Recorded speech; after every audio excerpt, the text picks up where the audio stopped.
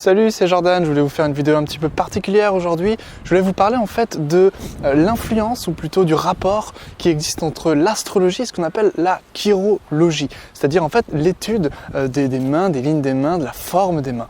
Alors comment ça s'appelle en Inde? Ça s'appelle l'astropalmistrie. Je vous mettrai la petite écriture ici pour l'orthographe. Alors je voulais tout simplement passer en revue la forme de la main et comment on reconnaît une personne qui a une énergie planétaire particulière. Alors tout simplement, ça va être vraiment un petit panorama en fait tout simplement de ce qu'on peut trouver en astropalmistrie.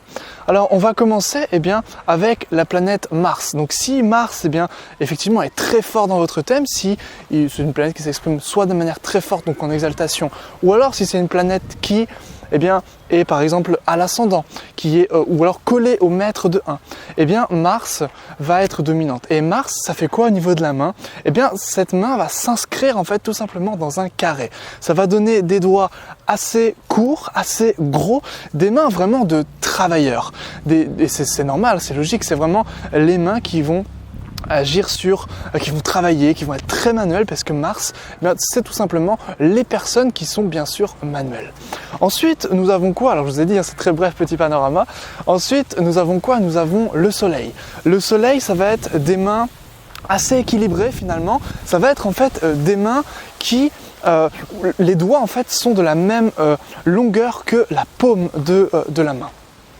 C'est des mains assez belles, assez harmonieuses, assez jolies.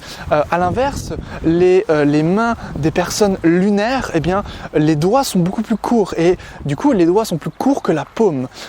Donc ça c'est très typique et souvent les personnes lunaires sont, comme moi par exemple, sont très pâles, très blanches. Et puis il y a les mains des Vénusiennes ou des Vénusiens.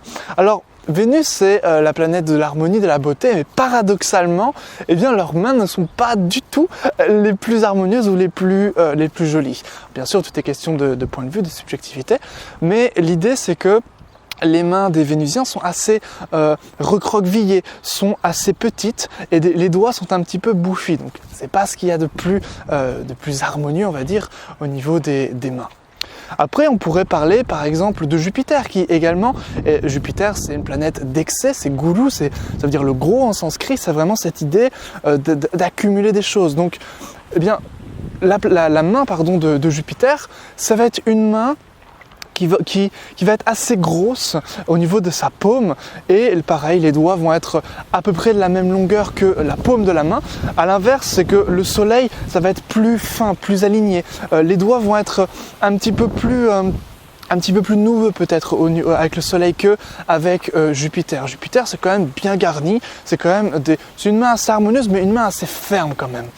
Et puis nous avons bien sûr Saturne. Saturne ça va être une main on va dire assez mince avec des doigts très noueux, on voit le cartilage presque. C'est vraiment cette idée avec Saturne.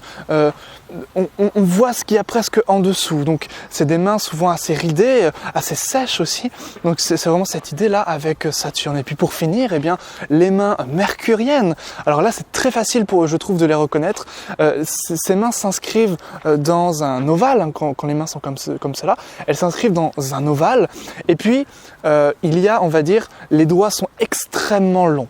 Donc si vous avez bien sûr Mercure, si l'ascendant étant par exemple en Gémeaux, en Vierge, ou si Mercure est une planète importante chez vous, regardez vos mains, regardez si les doigts sont longs et fins également, et vous saurez tout simplement que cette planète est dominante dans votre thème et que vous allez prendre donc des grandes caractéristiques de cette planète.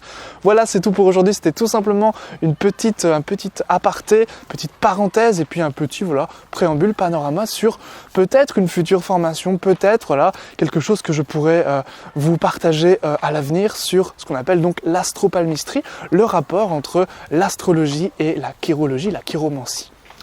C'est tout pour moi, donc on se retrouve bientôt pour une prochaine vidéo et si vous désirez vous former en astrologie avec une formation gratuite, également avec les planètes comme on a vu ici, les septénaires et les planètes dominantes et les planètes ce que j'appelle dominées, je vous invite à cliquez sur le lien en description pour recevoir cette formation gratuite et l'offre est valable jusqu'au 22 mars.